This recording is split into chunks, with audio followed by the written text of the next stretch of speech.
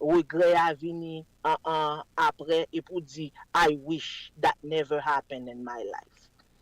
Bon Dieu ben nous, sister. Thank you so much for your participation. This is very good. And then you know Hello? what? I sometimes it's good when you kidnap Hello? someone. Yes. Can you hear me?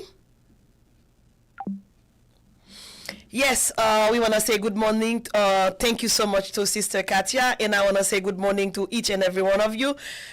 Good morning to be a part of our team, P-Stars FM Radio TV. So we want to say not only thank you, but thank you for being with us.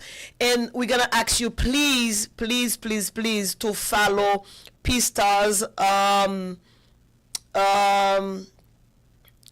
channel on YouTube. You can do that on YouTube. You can do it also on Facebook. So please, let that page grow, and that's the way you're gonna show us your love. You're gonna show us that you are a part of our team. We want to say thank you to you. This morning, as you heard before, we are gonna talk about regret. What is regret? Today I start a little bit early because we were talking, and then the time just like moving around, and then instead of go back, we are gonna start right now about our talking, which is regret. This says the regret is like to feel sad or sorry, to feel sad or sorry about something that you did or you did not do. Regrets, that's exactly what Sister Katia just said.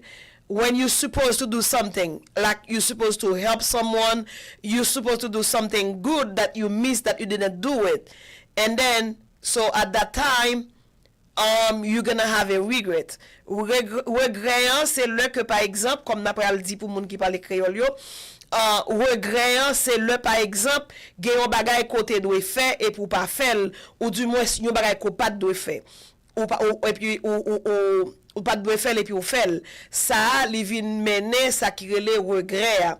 Ça veut dire que dans la vie presque chaque moun gon regret dans ville. Gen moun li te remè avec yon moun, a moun que te remè an, moun nan filé en bamel, soit li même li la cause et que moun sa te filé en bamel, et que c'est pas moun sa li vin fait, soit te fait une erreur, et que moun sa li vin pour l'autre moun, et puis ça que le connaît dans relation que lié a vin permettre que li gon regret énorme qui vient faire la pensée que oh my God, if I ever known, because they always say in the Creole, si m'te connaît toujours derrière. So if I knew, it's already on my back or behind. You never know in advance what life gonna bring. So that's the reason we have to be like, act with open mind. And then that's gonna help you. That says, what does feeling regret mean? This is a question. What does feeling regret mean? A sense of loss, disappointment, dissatisfaction, etc. A feeling of sorrow or remorse for a fault, act, loss, disappointment. This is a regret, something you do and you feel like I should not to do better. I should do better, and I shouldn't do this, because sometimes we put tears on people's eyes, and you feel like if I do things differently, that will be not happen. So it's like a regret. Or let's say sometimes we see someone might be sick and they were thinking to do something. They were like thinking to do something good, a little thing, give a little thing, or a prayer, or a visit, or a phone call, or something, who can make that person feel, who can make that person feels good, but we didn't do it, and then the next thing we hear about is that person passed away, and then now you feel like, oh my God, if I ever known, I will go see the sister or my brother, I will spend time with them, I will do this, I will do that. So that's the way, that's a way to say, if you have a feeling, you feel like to do something to help or you feel like you have to do something to encourage someone, is just do it. Because you never know. You don't know exactly what's gonna happen. It's better you do it and then nothing happen than you don't do it, and then when something happen, you're gonna feel like you regret for the rest of your life. There is some people who have some guilt for something they're supposed to do for their parents, for a friend, but they didn't do it, and that's make them that will appear to when the problem come, and that person feel like they have a regrets. Okay, so regrets is defined as a adversive emotion focused on the belief that some event from the past could have been changed in order to produce a more desirable outcome. So regret c'est yon bagay ki émotionnel que lié. C'est yon émotion qu'on gagne, yon émotion qui font penser que dans yon bagay que ou te doit faire dans le passé et puis ou pas faire. Et gen bagay ou te doit faire dans le passé. There is something you guys should do in the past. You didn't do it. You didn't choose. You didn't get that opportunity to do it, and then you're gonna regret for the rest of your life. Gen bagay ou te doit faire jodi ya. Gen bagay que ou pas doit faire jodi ya tout, parce que it's li vice versa. Parce que ou ka gen regret pour yon bagay côté doit faire et que ou pas fait, ou ka gen regret tout pour bagay ou fait ou pas doit faire. Ça veut dire que it can be both sides. Okay, both sides story. Ça veut dire que it's very important when you feel like to do something for someone. If you feel like to tell someone you love them, just do it. Say it. Just verbalize it. Say it. Because you know, maybe this is the last time you're gonna say something like that to that person, because later on that person gonna go bye-bye, and then you will have no regrets. Okay? So,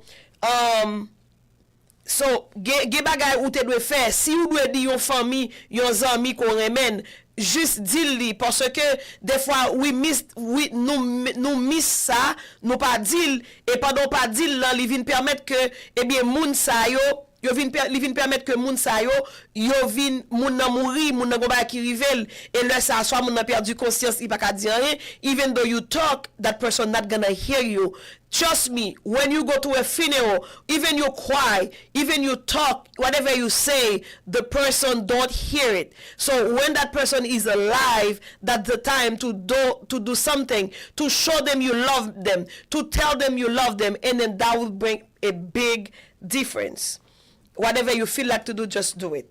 And that says, is a regret a mistake? C'est une question. Est-ce que regret c'est un mistake lié? I would argue a regret is simply a mistake that we haven't learned the proper lesson from yet.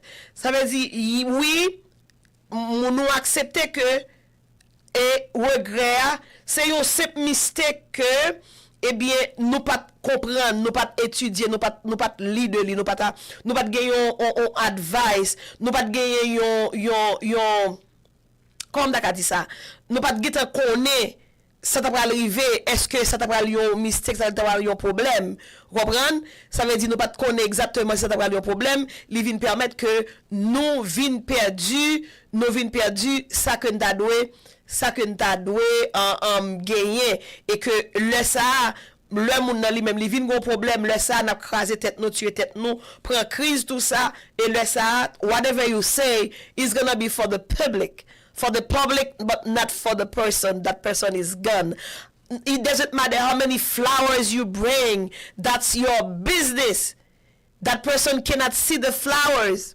Okay? That person cannot see the flowers. That person cannot enjoy the flowers. Whatever you do, whatever you say, whatever the amount of the amount you buy that casket, whatever the amount you buy the clothes for that person, if that when that person was alive, you missed that. So it's over. It's over.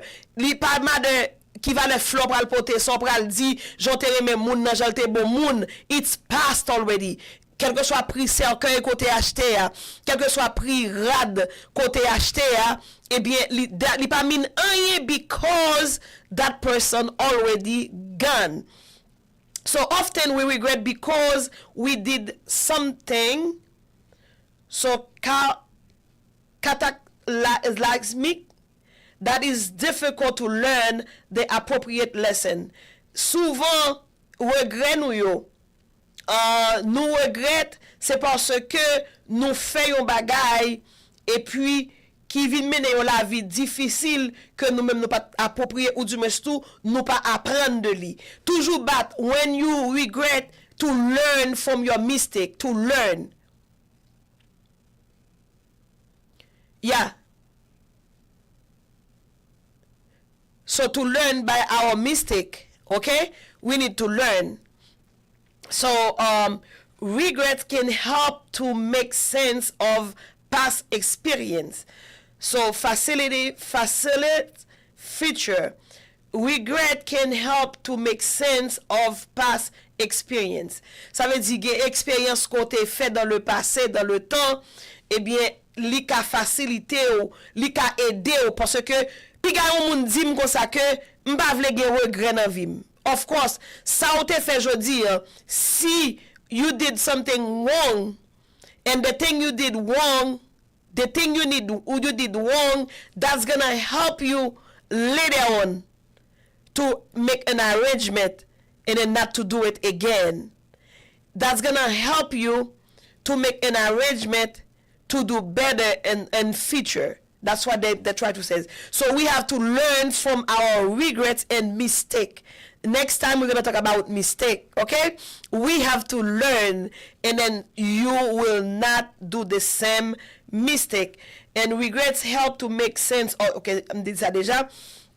The self and event help preserve. Okay, regrets can help to make sense of past. Okay. Experience of past experience facilitates future behavior. Ça veut dire ou ka gen yon behavior qui plus approprié next time. Provide insight into the self and even help to preserve social harmony.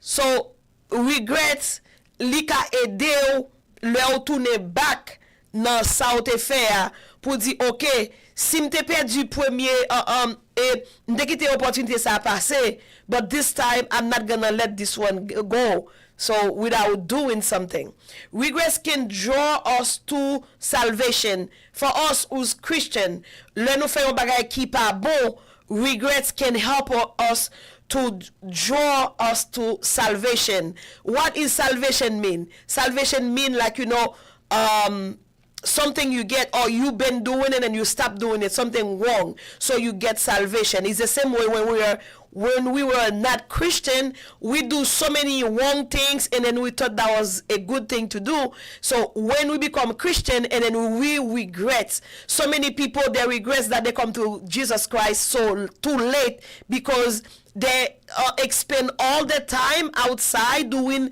anything or doing something wrong, hurt people, curse at others, you know, make others feel bad, you know, makes our family, friends feel bad. And then when they come a Christian, they have now salvation and they know, they can see how bad they were, and then now they feel like, you know, this is very good. Oh, I want to say good morning to Paul Renz, and we're so happy. We miss you because we thought we were going to be here before, but it's good to have you right now. Good morning. We love you.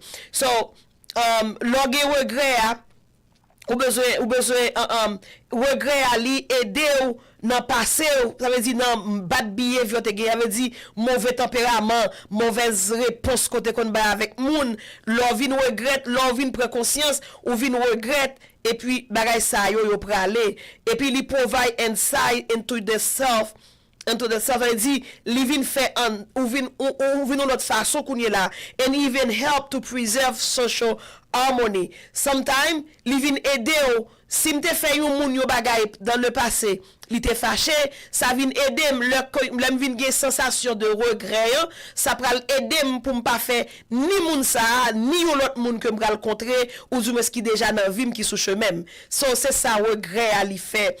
Et yo dit regret ça veut dire social harmonie. Ça veut dire li va déranger l'autre monde parce que gen moun depuis li parler, li déranger moun. Gen moun depuis they always try to make you make pain on other people, make them feel like they are nothing. Some people that take the all the strength to bring people down. This is not a proper way to do things. It's better you do things to help elevate others. Me, I don't like when people elevate me. This is one thing I don't like. I really don't like it.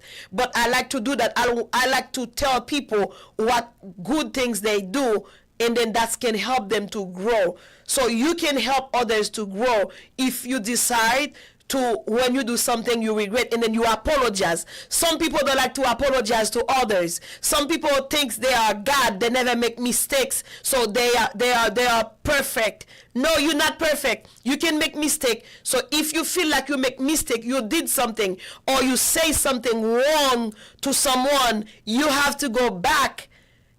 You have to go back. And then sometimes we say, oh, I'm going to pray God and I'm going to ask God for forgiveness. If my brother did do something to me and I do something to them, I have to go to them to fix that problem. Regret can draw to salvation. Paul tells us that godly sorrow bring repentance that lead to salvation. It's according to Corinthians chapter 7 to 10.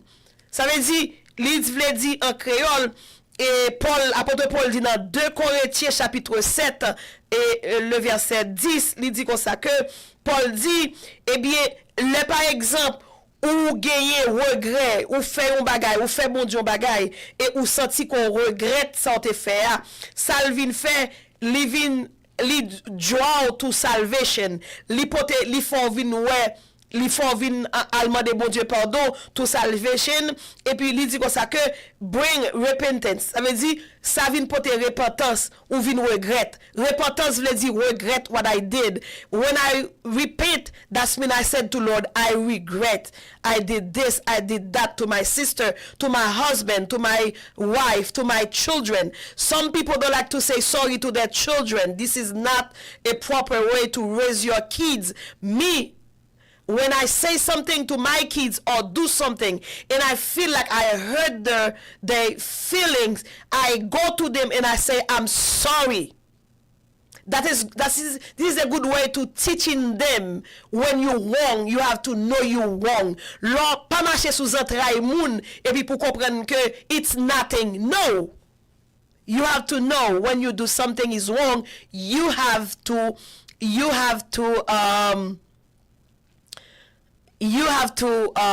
go back and then say you sorry.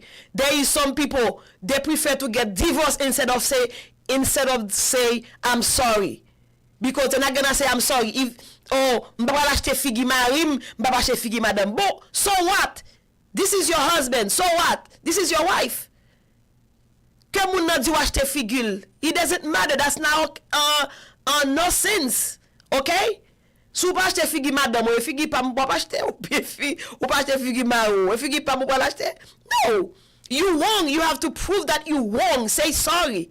Don't let that relationship, that relationship to draw because you don't want to say you sorry. This is not a proper way to live your life. And then he said that is God's kindness that bring us to repentance. C'est bon Dieu encore qui faut al repentir. C'est lui-même qui faut sentir que bagay wap fait ali pas bon et puis li menon dans repentance. Looking back at failure or missed opportunities should make us feel a sense of loss. Ça veut dire que le nous songer, le nous garder back, ça ne te fait pas bon, et bien ça ka aider nous pour nous jouer une opportunité pour nous sentir ça ne te fait pas bon. Des fois nous pas vle nous mettre fait bagay li pas bon, nous pas vle moun di nous ça. Nous pas vle moun di nous li pas bon, ça veut dire que when you wrong, you have to know and admit you wrong, and that's gonna help you. And that's the way you can feel like human. That's the way you're gonna feel like you're strong. A strong person is the person who doesn't make mistake.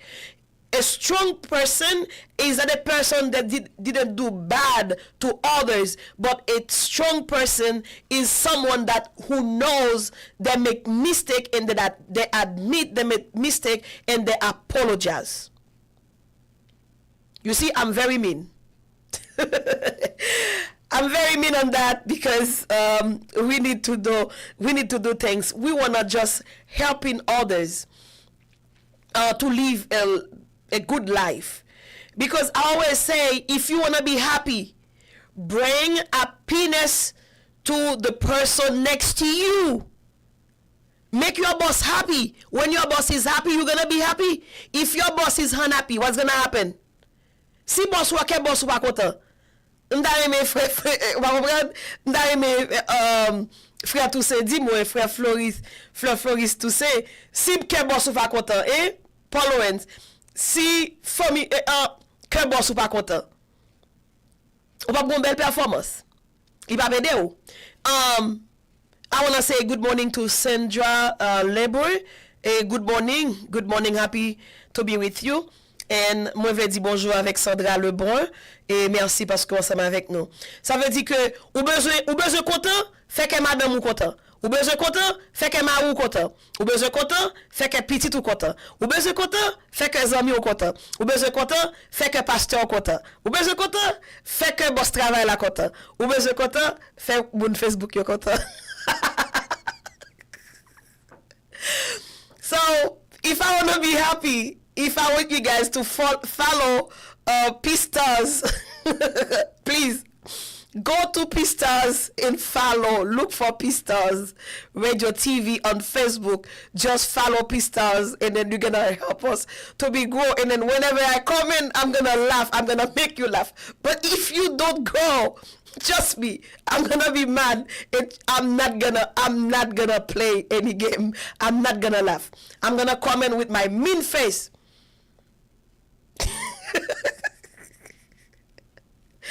Yeah, ça veut dire que autant de fois que ou fait moun bon côté ou là. I want to say good morning to Miss Sandra Parker.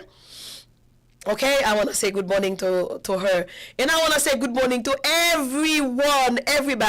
everybody. So it doesn't matter you watching right now or you're going to watch it like later. So I want to say good morning and I love you. So as I say before, if you want to be happy, make others happy. So when they're happy, and your happiness gonna come. Because don't take by yourself. Even you see I'm laughing, it's just because I feel like to laugh, and I want you like guys to laugh. But you know, if you don't make others happy, don't think you're gonna be in peace. No. Après, Soeur Ibenal, bonjour. Soeur Marjorie, Soeur Magda, bonjour. Nous voulons dire bonjour avec toute membre de l'Église chrétienne d'Haïti. Yo en pile, Seigneur Dieu Tout-Puissant, papa m'da ki nan ciel là. Yo en pile, et non, yo pas la tête moi, m'vle dire Soeur Mona avec her daughter. I want to say good morning. I want to say good morning to who? And Boca, I want to say good morning to Enson. I want to say good morning to Samuel, Nadia, Gerd, Josias, Martine. I want to say good morning to Chantal. And I want to say good morning to so many, to everybody. So, please, when you feel regrets, learn from it.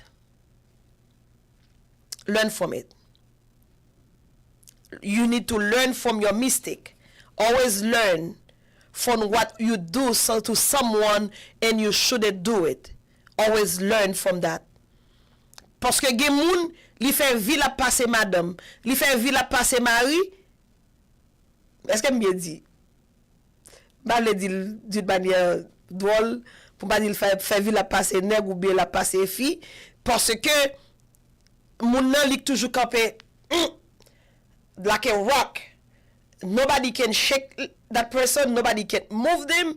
So whatever I say, that's final. No, you're not God. Only God have the final words. Always remember that, okay? Only God have the final words. So whatever you say, you can go back and try to see, did I say it good? What make my wife that angry? What make my husband, my boyfriend, my girlfriend, my friend, what make it so make them so angry? Did I say something bad to them?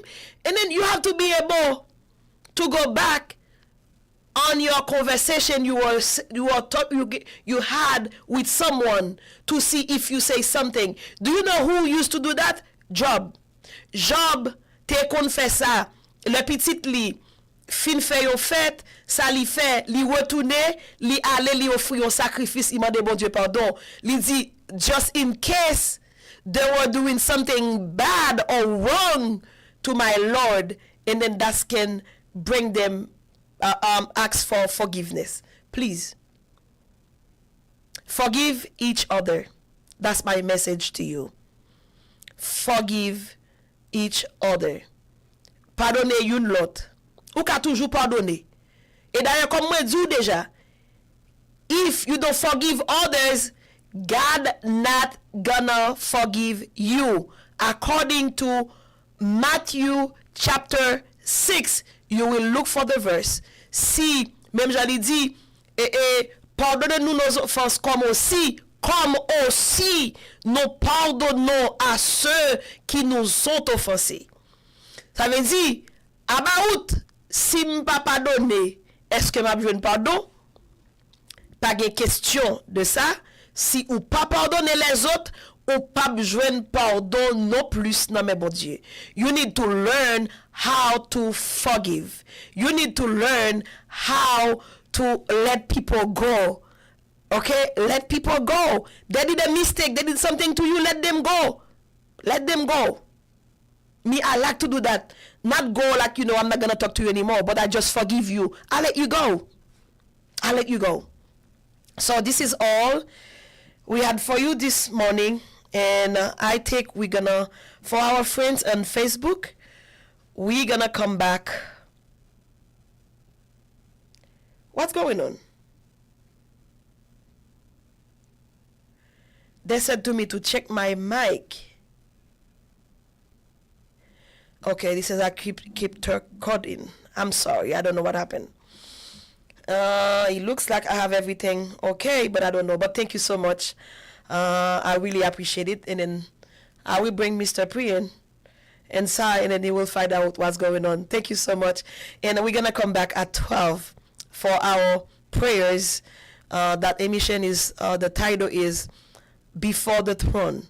So nous prenons la prière et nous croyons que toute bagaille, I don't know, toute bagaille ou t'es content avec ti moment ça. N'a demandé s'il vous plaît, si vous sentez que ça content de yo, ou sentez que yo aidé ou ka partager avec yo moun. Ou ka toujours partager. OK? Et si vous voulez demander s'il vous plaît, allez sur page Pistas là et dans Facebook là, dans YouTube là pour abonner avec lui. Pas comprendre que m'bral sur page moi tout temps parce que nous pral aller sur page Facebook radio, c'est là que nous pral aller avec page YouTube là. Merci tout le monde. Nous sommes contents pour nous être ensemble avec vous. Nom c'est Soeur Jésus là pour certains et c'est Madame Marcelin pour on l'autre certain, ça veut dire ou après sauver et puis c'est Soeur Béni pour monde qui t'a remercié les Monsieur Béni. Pas comprendre m'ta remercier qui va le monde qui après les Monsieur Béni. Bon Dieu béni nous rete et nous pral prendre un petit break, nous pral prendre un petit congé de vous dans Facebook avec YouTube là. Nous pral prendre un petit congé de vous et n'a retourner à midi tapant pour la prière. Merci.